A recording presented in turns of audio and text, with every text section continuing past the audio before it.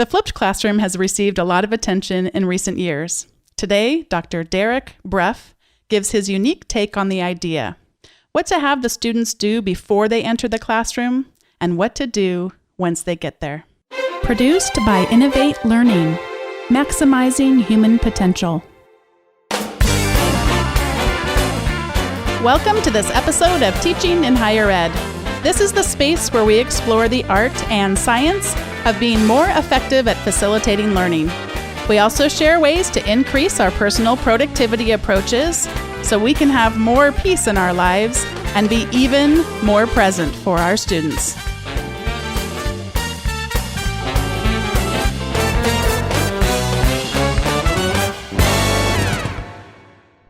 Welcome to episode 71 of Teaching in Higher Ed. Today, I'm pleased to have on the show Dr. Derek Bruff.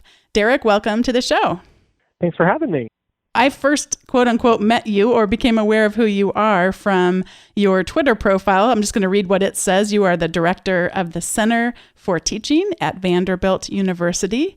And your profile also says you're a fan of wheels on chairs. Derek, do you mind sharing what the background is on why you're such a fan of wheels on chairs? Absolutely. So I'm a big proponent of active learning in the classroom in the various forms.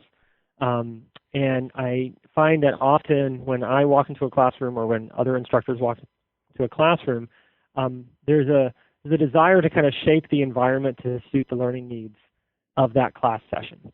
And so I'm often finding myself wanting to move chairs around and tables around. Maybe we'll do groups of 4, maybe we'll do groups of 6, maybe we'll have a debate.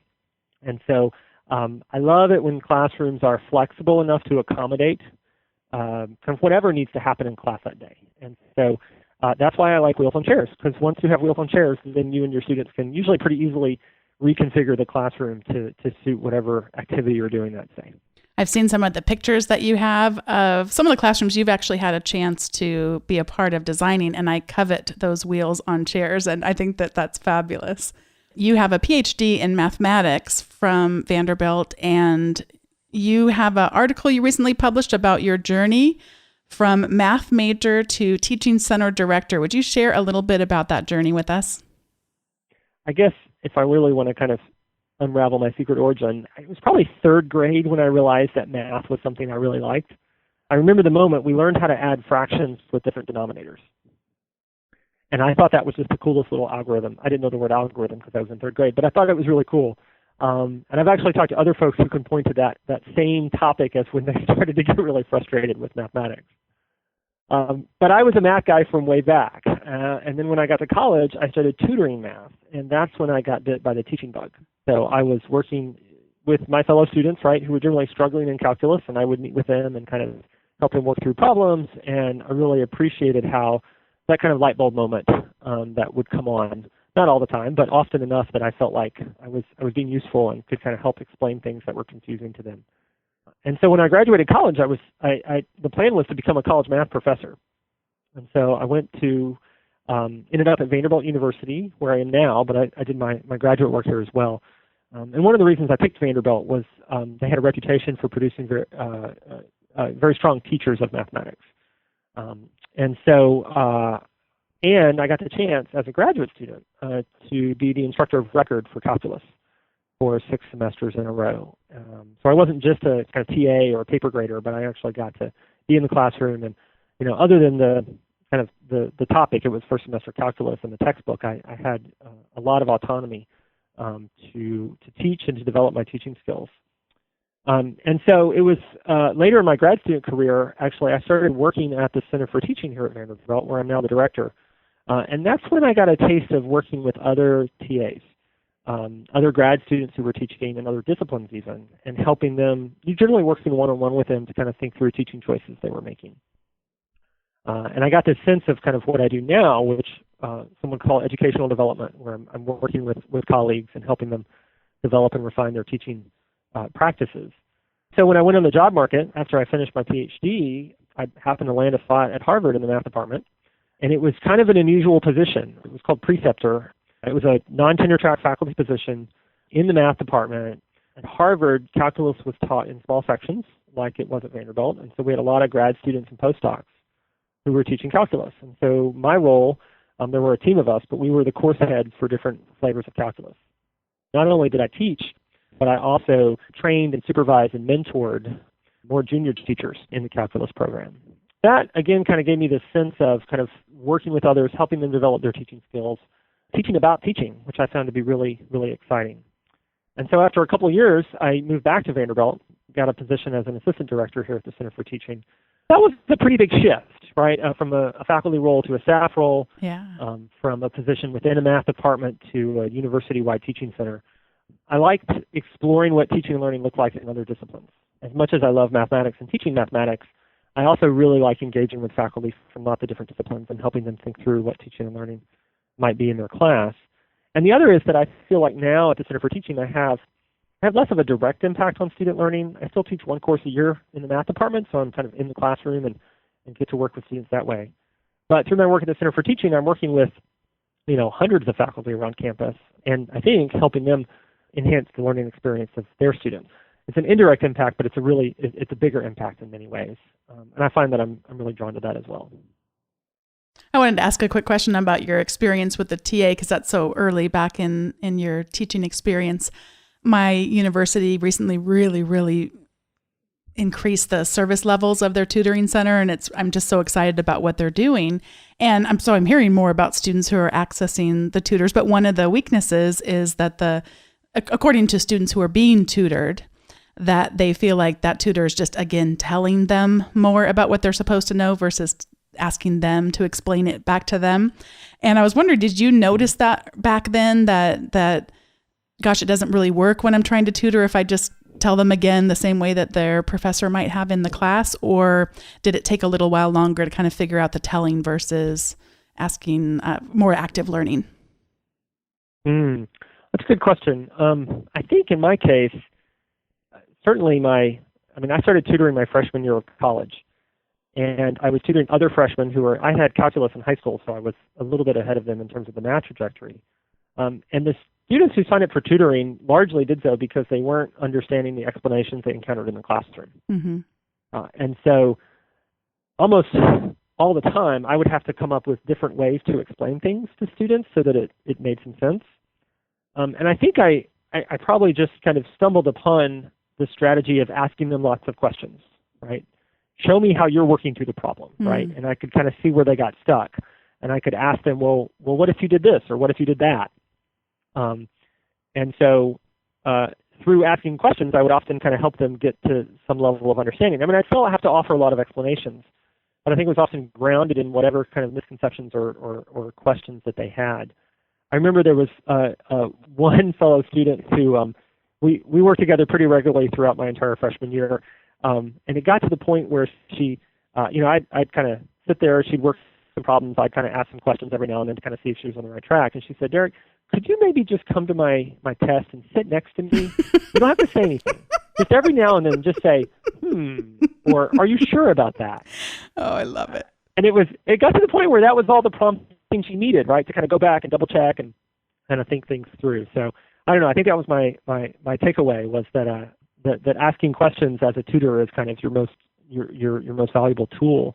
And when I worked at Harvard, I directed our tutored study hall there as well for a year. And when we trained, in that case, it was staffed by undergraduates. And when we trained them to be effective tutors, this was kind of a key piece, actually, is we had to help them understand they can't just give students the answers. That's not helpful. They have to ask the kinds of questions that will lead the students to the answers themselves. We're going to transition now into the flipped classroom, although we haven't had an episode yet on the flipped classroom. I'm sure we'll even have more in the future, but you have a different take on it. Before we hear about your different take, would you just define for people listening what a flipped classroom usually means? I know there's lots of definitions, but just the general. Yeah, there are lots of definitions. And so I tend to connect it back to, I guess I first heard Eric Mazur, the Harvard physics professor, talk about this years ago. And he talked about learning as this two-stage process. So there's the kind of transfer of information from instructor to students, and then there's the assimilation of that information by the students. And then the traditional model, and you can kind of think of a classic introductory to physics course, right? That the transfer stage happens during class through lecture, and then after class, the students go and work homework right? They do homework sets, they do problem sets, and they try to make sense of all the stuff they heard in lecture. On some level, the flipped classroom is kind of a shift in time of that process. So that you take that transfer step, and that happens before students get to class. And class time is then spent on the assimilation step. And as Eric Mazur likes to say, that step's the harder of the two anyway, right? And so why not do that when everyone's together, right? The students are together, you're there, and you can help work through it. And so I think kind of a classic flipped approach is to have students kind of have some kind of first encounter with the material before they come to class. It could be reading their textbook, it could be a video that you find, it could be a video that you create, but they come to class having had some first exposure to the material. When they're in class, that's a time for that assimilation, right? And assimilation seems a little bit too, Borg-like.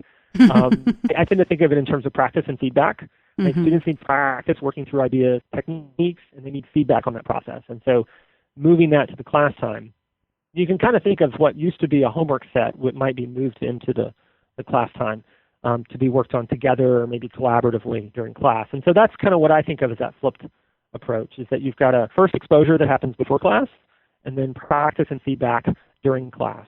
And then often there's more after, right? Some kind of further exploration or more work after class. But it's that idea of kind of flipping what usually happens outside of class to what happens in class and vice versa. I think that's where we get the metaphor, certainly. I know one of the tools that you've recommended in your blog and in other articles is from the Center for Teaching at Vanderbilt by Cynthia, is it Brame, B-R-A-M-E? Brame. She has an article on flipping the classroom, and so I'm just going to let people know that I will post a link to that article. And all of Derek's recommendations and links and things like that will be posted at teachinginhighered.com/71. Now we kind of have an idea of what a flipped classroom normally looks like. What are some of your criticisms of what a typical flipped classroom model might look like? What are the limitations? First, I think I'll point out that there's kind of this flipping metaphor going on, right? Which is in some ways a relative thing, right? Like you're flipping from one thing to another. I think for our colleagues in the humanities, they may hear this idea of having students do the reading before class and then coming to class to like talk about it. Like that's not a new thing for them, right? And that's not a flip. I like to joke that if you think about an English literature course, if you were to flip that, you would have students read silently the text together during class, and then they would talk about it online after class or something, right? Like I don't know that you would do that. And so I do think the flip is a bit relative. In the sciences and math and a lot of the social sciences, there is a real strong tradition of lecturing during class, having that first exposure happen during class. And so in those areas, the flipped classroom really does kind of present a different way of doing things. I joke about the flipping the English class, but I actually have a colleague here, Helen Shin, in our English department, who recently published an article called Flipping the Flipped Classroom, where she actually wanted to engage her students in some collective reading during class. And she wanted to kind of highlight the reading process itself. And so she did exactly what I joked about, which was have students read together in class, which I think is kind of funny. So I think the thing about the flip, so there's, I guess, a couple of things with the flipped classroom. One is that there's, I think, a common belief that the flipped classroom means you have students watch a video before class, that you're kind of substituting that lecture as the thing the students do before class. So you either find videos or create videos, spring tasks, right? And I would like to think, I mean, that can be very helpful and useful, certainly. It can sometimes be a lot of work, too. Yeah. But I think the bigger point is that the thing I like about the flipped classroom is that there's this kind of question, and I think Mazur raised it, right? Like, why don't we do the hard stuff together, right? And so, one, I would say, it doesn't have to be a video before class. Having students read their textbook is often a very useful kind of first exposure. All of that kind of points to the learning process, right? What are the kind of experiences and activities we want to have our students engage in that will help them make sense of this material and do something interesting with it? And so that's why I like the flipped classroom as a model, because I think it points us to this kind of question about the learning sequence and how we can make the best use of our time. I hear a lot of the comments you're talking about, the flipping the videos, the difficulty in that sometimes, but also the helpful parts of doing the hard stuff together. I wonder if you're also hearing just trying to get students to do something before class that it feels like maybe we used to do more of, where you actually read the textbook before you come to class, that kind of thing? Are you also hearing that in the model? Yeah, and I think so. And this is where I think things get a little bit interesting for the humanities folks, because I've long heard humanities faculty say, gosh, I wish students would do the reading. They don't do the reading.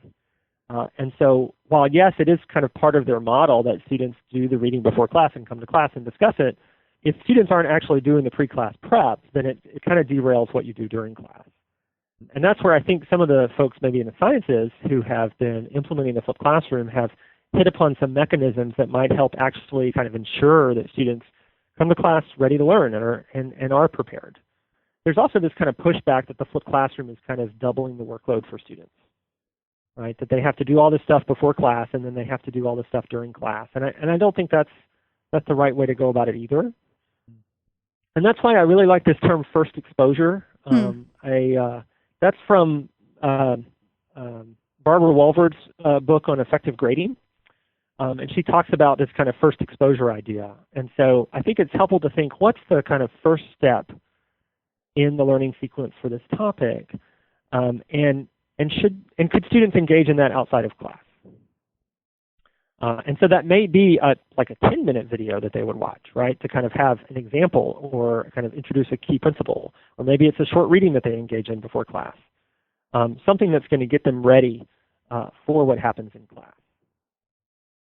And not necessarily what you would have done in class shifted in time, right? But I think there's value in kind of rethinking what the process is and what's the right kind of first step in that process. And then on some level, when should that happen, right? It may be that the student's first encounter with kind of new material should not happen on their own before class, right? Maybe that needs to be a collaborative group activity during class. So thinking about it instead of, is this coming before the classroom, just automatically in my head, because I flipped the classroom, this first exposure has to happen then. But thinking first about what that exposure should be and then determining the best mechanism for exposing the students to it? Yeah, so there's this term from the literature that I found really helpful to think about kind of at lots of different scales. It's from an article by Schwartz and Bransford called Time for Telling.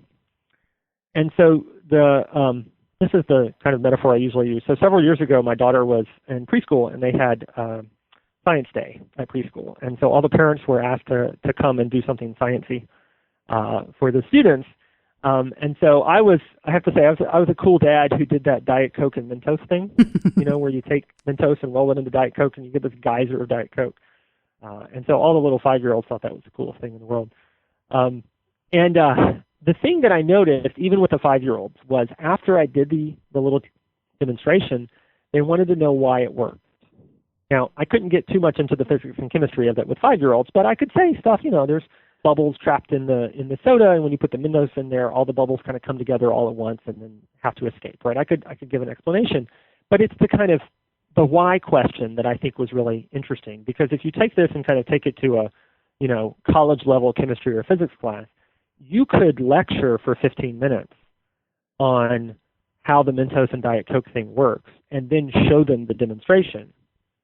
Or you could start with a demonstration, ask them to conjecture why it works, have them talk about it a little bit, right? Maybe vote on a clicker question or something to try to hypothesize, and then get to the explanation. And I think what you'll find if you do it the latter way is that there's kind of cognitive and motivational benefits. That cognitively the students have kind of accessed whatever prior knowledge they have, right? They've conjectured a little bit, and so they're going to be ready to make sense of that explanation when it comes. And motivationally, they're going to be curious, right? They're going to want to know why it works. And maybe you do a clicker question, and half of them get it wrong, right? And now they really want to know, well, why did we get this wrong? What's the right answer? And so I love this idea of creating times for telling. And that, I think, really does kind of question this kind of simple model of the flipped classroom, where students encounter the material through some kind of explanatory process, right? A textbook chapter, a lecture video. But that's the first thing that they encounter is an explanation. And then they come to class and do something with it. I think sometimes students first need to encounter a problem or a challenge or something a little bit mysterious, right? Something that they can't quite understand, get a little stuck, And then that motivates the 15-minute lecture where you're explaining something that at that point they kind of want to know about. I wrote a chapter once about instead of trying to fight against things that bother us that students do, they don't read before they come to class, or they're on their cell phones and texting while we're trying to teach them something. Instead of fighting against that, to use the Aikido method, the martial art where you use that force and then turn it back around against them. So if they're going to be on their cell phones anyway, why not pick up the cell phone and get them engaged in some way with a polling system or something like that? And in terms of the reading, you're really doing that. Instead of me, they don't read the textbook, they're trying to heighten that curiosity and that hunger for wanting that explanation. And then perhaps if the textbook is the place that we think to go as one of the means for solving that mystery that you've just introduced them to. I love that. I love that idea. Times for telling. One of the courses I teach here from time to time is a linear algebra course. And so I like to, and like I said, this time for telling can kind of operate kind of within a class session or within a unit or within even a course.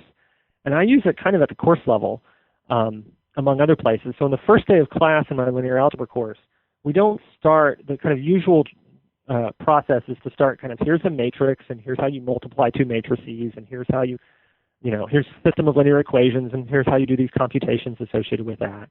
And that's all important stuff, but I think it's a kind of it's a frustrating way to start the course because it's not that interesting and it's very kind of computational in nature. Mm-hmm. It doesn't help students understand, like, why would I take linear algebra? What could I do with this?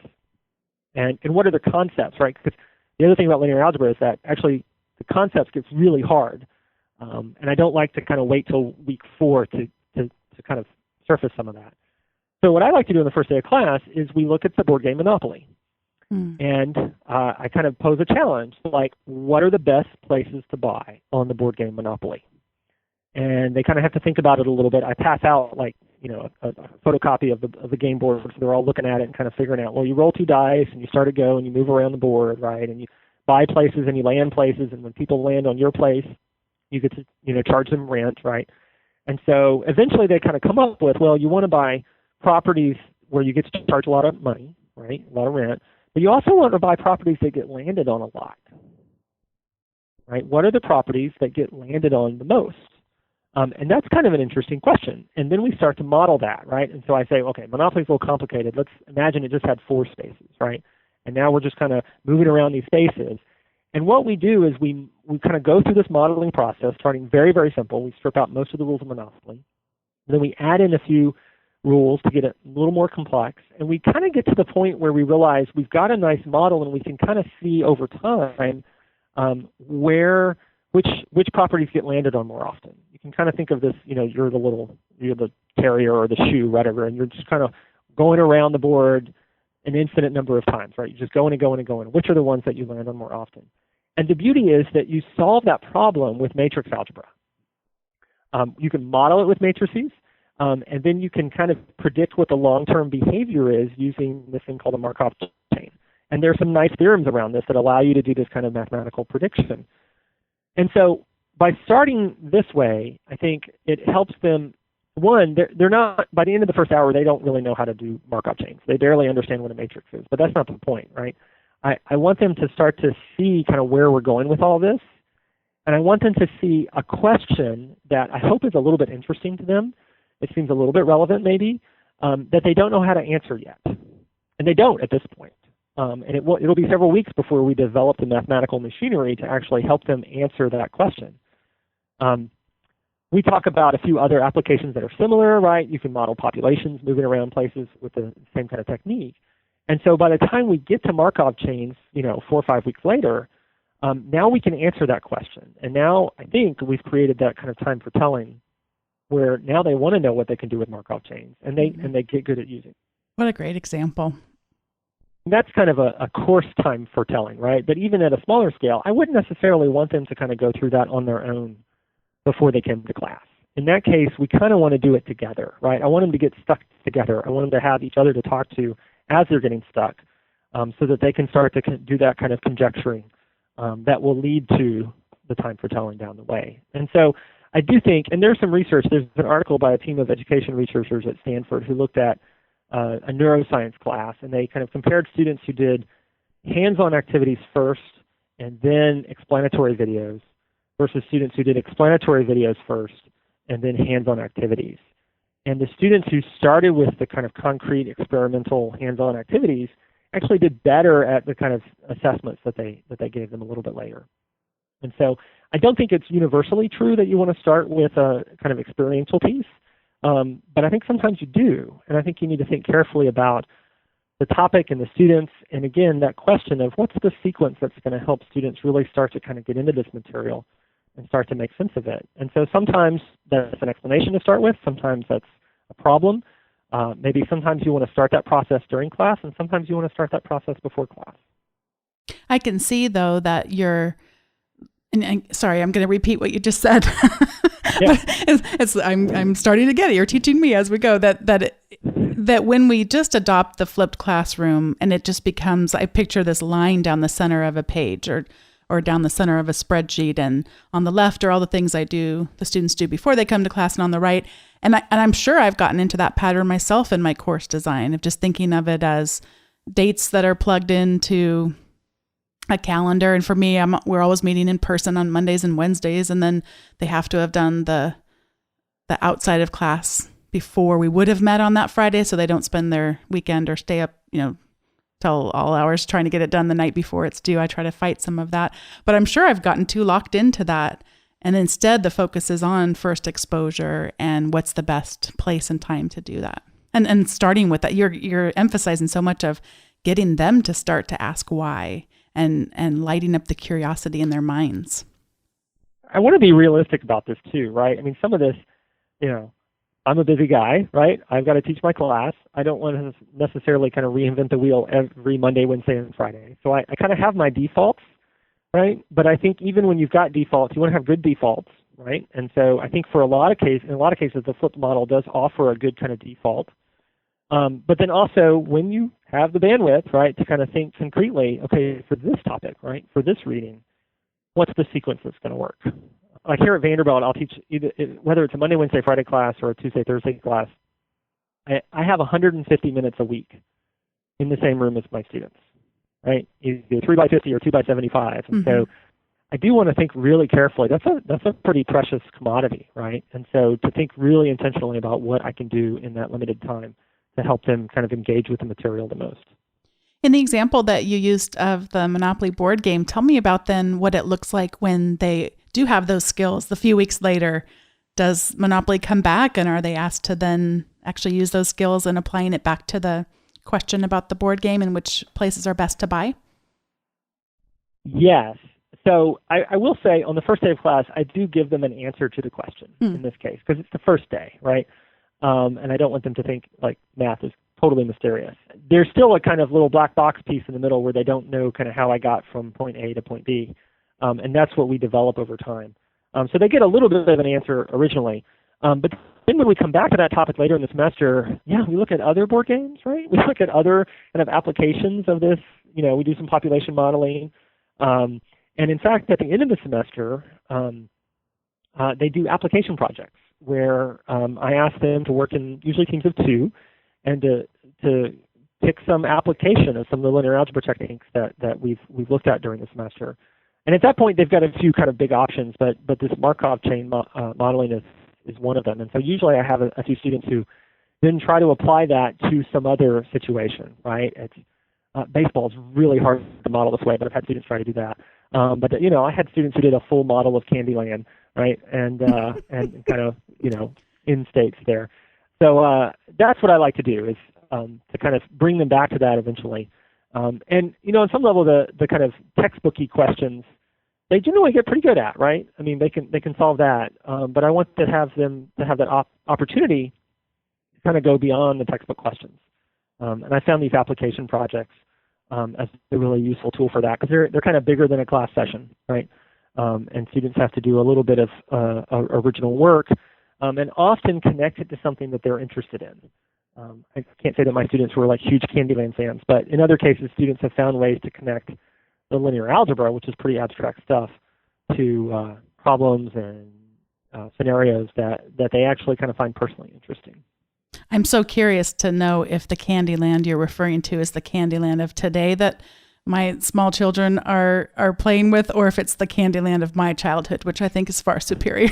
It seems to have had a dramatic shift. Yes. And you know what? It might have been Candyland. It might have been Chutes and Ladders. I am a little bit fuzzy on this, but it was definitely one of those two. Either one would have been great, but I hope the original Candyland is my hope. I can't help but wish. Is there anything else you want to share about that time in the classroom before we go on to the recommendation segment? So kind of a general comment about the flipped classroom, and then maybe kind of something about kind of what to do with that time in the classroom. I think one of the reasons that the flipped classroom as an idea has really generated a lot of conversation in higher education is that for a lot of faculty, it directly confronts really their mental model of what they do in the classroom, right? I walk in, I'm a professor, I profess, right? I give students this first exposure, I explain things to students, I lecture during class, right? This is our mental model for many of us of what we do in the classroom. And so the idea that you would take that and move that outside of the classroom and then do something completely different during class, I think for some faculty that's exciting, right? Like, oh, I don't have to lecture anymore. We can do active learning. We can do small groups. We can do problem-based learning. We can do all this fun stuff in class. I think for some faculty it's really worrisome, right? If I'm not lecturing during class, what am I going to do, right? How am I going to make good use of that time? And do I have the skills it takes to kind of navigate that? And so in contrast to, I don't know, say service learning or team-based learning or some kind of other pedagogical models out there, I think it's a little bit easier for faculty to say, you know what, that's not really for me, that's for some other discipline. I think for a lot of folks, the flipped classroom does kind of confront like how they do what they do. And so they almost have to have an answer to it. And so for the folks who are worried about what to do during class, I do think that there are some simple structures that you can implement. Again, some kind of defaults that you can kind of go to. My favorite is clickers and peer instruction.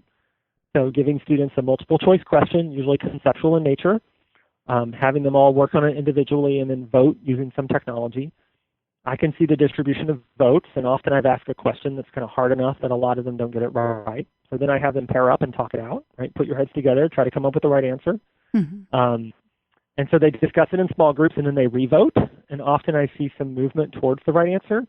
I teach math, right? All of my questions have right answers. That's not true in other disciplines, but you can use the same model, I think, for questions that have more ambiguity. But then you've got this nice bar graph, and you can see, oh, you know what? A third of you think the answer is B, and 2/3 of you think the answer is C. Now we have a class discussion, right? Why do you think it's B? Why do you think it's C? How did you rule out A, right? These are the types of things you can do during that. And then get to that time for telling, right? So at some point, right, you know, either the students are going to kind of articulate all the right reasoning for the right answer, or if they're still kind of struggling with that, you might kind of give them a little bit of explanation there at the end, or give your take on it at the end of the sequence. But it's a nice kind of structured sequence, right? It's a lot like this think, pair, share idea, right? Have students think, have them pair up and talk it out, and then you have the kind of class discussion where you try to surface that student reasoning and kind of direct that conversation towards kind of more robust reasoning. And that's a structure you can kind of do every day, right? And you can apply it in kind of small ways and big ways. But that's, I guess that's how I'd answer the question of what am I going to do with my class time, is to kind of start with that peer instruction, that think, pair, share sequence, and see what you can do to kind of build off of that. And if anyone listening this is early in your listening to the show, we did have an episode from Peter Newberry from University of California, San Diego. Sorry, those are two different schools for my non-California friends. And I'll put a link in the show notes at teachinginhighered.com/71 to his episode, which really aligns nicely with what Derek just shared. But if you want to learn more about clickers and peer instruction, that'd be a fun episode to follow up with after this one. Well, this is the time in the show in which we do recommendations. My recommendation is really twofold. It is having to do with the challenge of teaching large sections and teaching multiple sections of the same class. I recently have had my students get into their major project groups for the class that I'm teaching 3 sections of this semester. And it's always been a challenge in the past to remember who has sent me in their team charters and who has yet to send them. So a couple of steps that I took. One was inside of my task manager, which is in my case OmniFocus. I have for each one of the groups waiting for team charter, and then the students are in that group, so I can check them off as they come in, and it's an easy way to spot check who hasn't sent theirs in yet. Well, the groups were all formed this week. As you might remember from past episodes, we only have 50 minutes in each class session, and I needed to make sure we discuss the topic for that day and also get them into their groups. So I quickly took a picture of each one of the groups, and that way I didn't have to wait until they sent in their team charter or follow up later and say, who was in your group again? I've automatically got a picture. I know who's in which group, and I can enter that into the task manager as well. What is your recommendation for people today? Well, mine is a little less practical. Right now, this semester, I'm teaching a course on cryptography, codes and ciphers. And one of the, a couple of the individuals that we talk about in that course are Charles Babbage and Ada Lovelace, who did some really kind of important work in cryptography, but also computer science. Babbage is kind of designed the first computer, but wasn't able to build it because he didn't have the resources. And then Ada Lovelace actually wrote the first computer program. Couldn't run it because there wasn't a computer, right? Because Babbage didn't build it, but she still gets credit as being essentially the first computer scientist. And that has led, we're recording this actually on October 13th, which is Ada Lovelace Day. It's a kind of worldwide celebration of women in the STEM fields, science, technology, engineering, and mathematics. And I have to say, one of the kind of key players in Ada Lovelace Day, who I think is just fascinating, is this, she's an animator, right? She works on movies, Sydney Padua. And she has this really fun graphic novel called The Adventures of Babbage and Lovelace. And it essentially imagines Babbage and Lovelace as these kind of crusading steampunk adventurers, kind of solving problems with math and computer science and, large machines that are steam powered. And it's really funny. I was reading a bit more of it last night. Lots of footnotes, actually, and really funny footnotes. It's very well referenced. She loves finding primary sources about Ada Lovelace and Babbage and their contemporaries and working them into these somewhat silly adventures.